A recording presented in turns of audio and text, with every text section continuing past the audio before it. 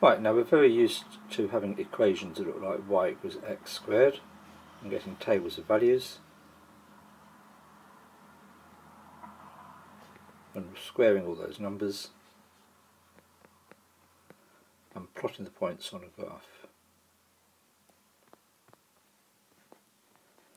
And the variables that we're using when we're doing this are y and x. This work is about a different way of expressing equations, which means that we're going to be using a parameter, and this is all about parametric equations. In a parametric equation, x and y are both defined in terms of a parameter, and the parameter we're using here is the variable t. A parameter can take any value, so whatever that value is, x is twice the value and y is that value squared.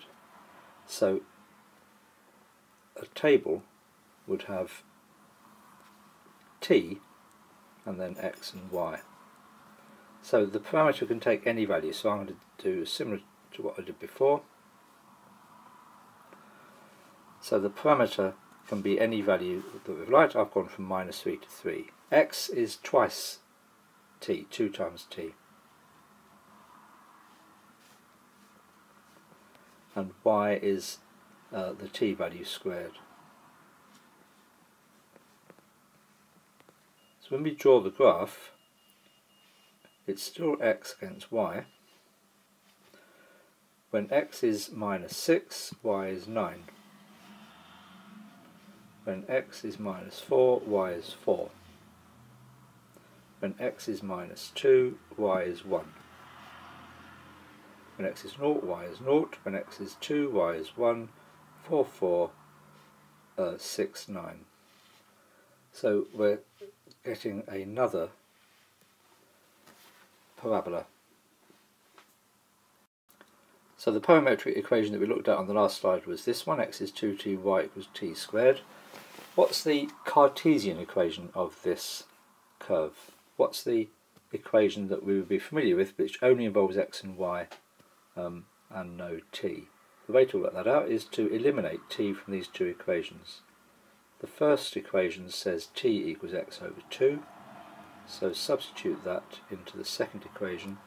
This was the first equation, this is the second equation. Substitute into the second equation y equals t squared, or y equals x squared over 4. So we had a curve on the previous slide, and it looked a little bit like this, and the equation of that was y equals x squared over 4. So this is the parametric equation, or these are the parametric equations, and this is the Cartesian equation, named after the French mathematician Descartes. Here we've got another parametric equation: x equals t squared, y equals 2t3 minus t. The graph has been sketched here, or part of it has been sketched here, and we're trying to find the area R. So the formula for the area under a curve is the integral of y dx. So it's fine to put in 2t3 minus t, but we can't integrate a t function with respect to x. We can integrate a t function with respect to t. If that was a dt, that would be fine, but we can't mix up the variables at this point. So let's look at how we can do this. We've got 2t3 minus t. Now what would be great is if we had a dt there, because then we could just integrate that function. But we can't just replace dx by dt. So the little trick is to put in dx by dt like this.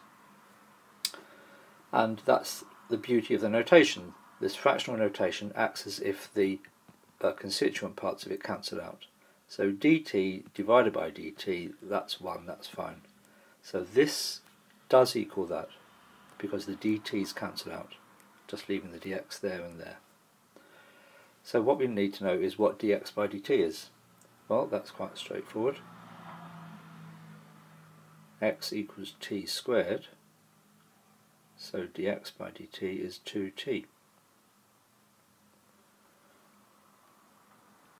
So instead of writing dx by dt, I can write 2t. So I've got 2t, 3 minus t, 2t, dt. And now we've got an expression just involving t's, which we're going to have to integrate. So we've got 2t multiplied by 2t, that's 4t squared. 4t squared times 3, that's 12t squared. And 4t squared times t is 4t cubed. But what we need to know now is, because this is a definite integration, we're going to find the natural area, we need to find out what the limits on t are. Now the original graph looked a bit like this. The equations that we had were x equals t squared and y equals 2t3 minus t. So what we need to find out is what are the values here, what are the values of t that make y equal to 0. Well, the values of t that make y equal to 0 are obviously 0 and 3. 0 from here, 3 from here. So the numbers go from 0 to 3. Now a very easy mistake to make at this point is to put in x limits here. But the dt here tells you that we're going to integrate with respect to t, and these are the limits on t, not the limits on x.